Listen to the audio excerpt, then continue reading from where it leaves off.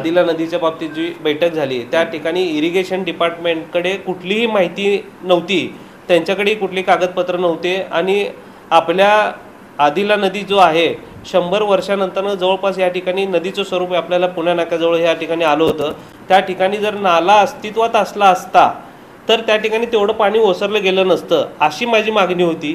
सोलापूर महानगरपालिकेच्या वतीने पूर्वीच या ठिकाणी निदान नाला तर झाला असता तर ते पाणी ओसरून एवढं रान खराब झालं नसतं अशी माझी मागणी होती। कुणालाही त्यात वाचवण्याचा किंवा कुणाला काय शह देण्याचा या ठिकाणी विषय नव्हता।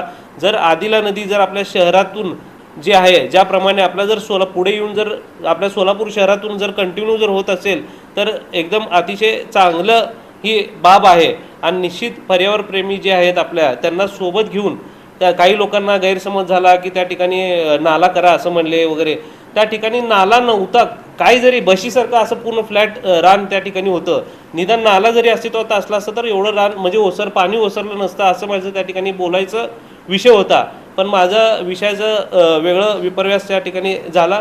निश्चित या ठिकाणी जर नदी जर जात असेल तर आम्हाला या ठिकाणी अभिमान असणार आहे की सोलापूर शहरामध्ये अतिशय चांगल्या पद्धतीने आपण त्याला काम करून त्याला उपाययोजना काय करायला पाहिजे ते आम्ही करणार। कुणाला या ठिकाणी शह देण्याचा किंवा कुठल्या प्लॉट धारकांना वगैरे शह देण्याचा या ठिकाणी कुठलाही विषय नसणार आहे, हा माझा खुलासा आहे। नदी पात्राच्या पाण्यामध्ये जर काहीतरी जर झाले असेल तर निश्चित त्या ठिकाणी आपण महापालिकेला आपण ॲक्शन घ्यायला, त्यात कुणाला वाचवण्याचा विषय नाही आहे। सोलापूर शहराला चांगल्या पद्धतीने या ठिकाणी चेनलिंग व्हायला पाहिजे अशा पद्धतीने आपण त्या ठिकाणी काम करणार। ह्यात कुणाला मी एकच सांगतो, त्यात परत राजकारण होते की कुणाला वाचवण्याचा विषय नाही आहे। सोलापूर शहराच्या सुंदरतेमध्ये जर भर पडत असेल तर निश्चित त्या ठिकाणी नदी असेल किंवा सीना नदीचं जे काय हे आहे वाट जे आहे ते व्हायला पाहिजे। आणि नदी जी दाखवती ती गेल्या 100 वर्षापासून दाखवती हे बरोबर आहे, पण त्या ठिकाणी आपण निदान जमीन उकरणार तर पाहिजे होतं। आपण निदान तिथं फ्लॅट जमीन आहे, फ्लॅट जमीन असल्यानंतर अनेक या ठिकाणी अधिकारी काय पूर्वीचे असतील त्या ठिकाणी मूळ लेआउटला मान्यता वगैरे या ठिकाणी दिली आणि अनेक लोक कर्ज काढून त्या ठिकाणी घरं बांधलेत, त्या लोकांचं देखील या ठिकाणी नुकसान झालंय। मग मला ही चूक महापालिकेची मान्य करतो ना, ही चूक महापालिकेची आहे, ही चूक दुरुस्ती करण्यासाठीच या ठिकाणी आपण त्या ठिकाणी बैठक घेतली होती की तुम्ही आता इथून पुढचे जे काय आपण करणार आहे ते त्या ठिकाणी व्हिजिट करून करावं। आणि इरिगेशन डिपार्टमेंटला आम्ही काय म्हणलं की तुम्ही जे हे करणार आहे नदी जी जाणार आहे त्याचं सीमांकन आम्हाला या ठिकाणी करून द्या। तर ते काय म्हणले की आम्हाला आत्ता टेक्निकल लोक या ठिकाणी आमचे अभ्यास करायला तर आम्हाला ते करायला अजून 1-2 महिने लागतील, आम्हाला अजून वेळ आहे।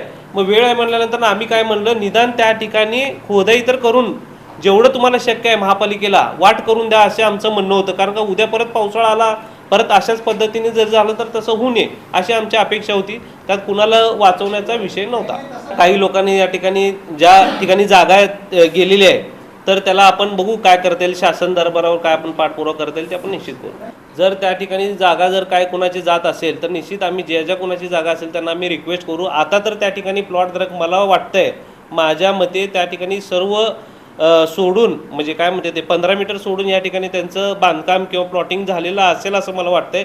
जर काय नसेल नदीला कुठेही आम्ही आडवं येणार नाही, जर अजून नदीचं डायरेक्शन त्या ठिकाणी नाही आणि त्या ठिकाणी देताना रेड लाईन आणि ब्ल्यू लाईन हे त्या ठिकाणी आखून देणार आहे। जर ब्ल्यू लाईनच्या आत असेल तर त्या ठिकाणी ते वाचणार आहेत, रेड लाईन असेल तर त्यांना आम्ही रिक्वेस्ट करू की इथं या ठिकाणी या ठिकाणी नदी व्हायला पाहिजे।